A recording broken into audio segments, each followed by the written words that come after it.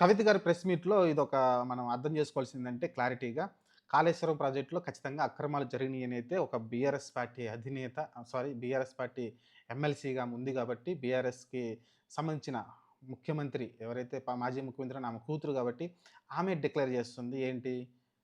కాళేశ్వరం ప్రాజెక్ట్‌లో డబ్బులు దోచుకున్నారు. అది వాళ్ళ నాన్నగారి పేరు చెప్పట్లేదు. హరీష్ రావు దోచుకున్నారని చెబుతుంది. హరీష్ రావు గారు ఒక్కడే దోచుకున్నారా? ఖచ్చితంగా కేసీఆర్‌కి తెలియకుండా జరుగుతుందా? కేటీఆర్ గారికి తెలియకుండా జరుగుతుందా? అసలు పార్టీని రన్ చేస్తుంది కేటీఆర్ అని మనందరికీ తెలుసు.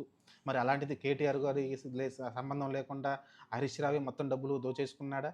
ఖచ్చితంగా ఇక్కడైతే షర్మిల అంటున్నాను. కవిత గారైతే తప్పు చేశారు క్లియర్‌గా. ఆమె డిక్లేర్ చేసింది. ఎందుకంటే ఒక రకంగా క రేపొద్దున కోర్ట్‌లో గాని, లేకుంటే సీబీఐ విచారణలో కూడా ఇదే కీలకమవుతుంది ఖచ్చితంగా. ఎందుకంటే హరీష్ రావే డబ్బులు దోచుకున్నాడంటే ముఖ్యమంత్రి తెలియకుండా, లేకుంటే కేటీఆర్ పార్టీని నడుపుతున్న కేటీఆర్‌కి తెలియకుండా హరీష్ రావు మొత్తం డబ్బులు కొట్టేస్తాడా అనైతే బీజేపీకి గాని, కాంగ్రెస్ గాని ఒక ఊతానైతే ఇచ్చింది. ఆమైతే గట్టి సపోర్ట్ అయితే ఇచ్చింది. రేపు కోర్ట్‌లోకెళ్ళినా సరే ఇదే జరుగుతుంది. కన్న కూతురే చెప్తుంది. వాళ్ళ పార్టీ హయాంలో కాళేశ్వరంలో అవకతవకలు జరిగినియి, లేకుంటే అవినీతి జరిగిందని కన్న కూతురే చెప్పింది.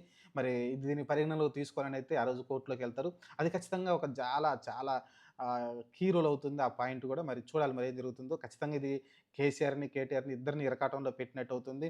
అలానే డైరెక్ట్‌గా కవిత గారే ఆ పార్టీలో ఉన్న మెయిన్ కీ రోల్‌గా ఉన్న కవిత గారే హరీష్ రావు పైన అవినీతి ఆరోపణలు చేసింది కాబట్టి, రేపొద్దున ఇది కూడా పాయింట్ బయటకొస్తుంది. రేపొద్దున హరీష్ రావు కూడా జైలుకెళ్ళే పరిస్థితి ఏర్పడుతుంది. కాబట్టి ఇన్ని రకాలుగా అయితే కవిత గారు చేసిన వ్యాఖ్యలైతే చాలా సంచలనంగా మారింది. బీఆర్ఎస్‌ని ఒక కుదుపు కుదిపిందనుకోవచ్చు. ఒక రకంగా చెప్పాలంటే కేసీఆర్ కూడా నాకు తెలిసి ఇంకా చాలా నష్టపోయే అవకాశం కనిపిస్తుంది. ఈమె పెట్టిన ప్రెస్ మీట్ వల్ల, ఈమె మాట్లాడిన మాటల వల్ల.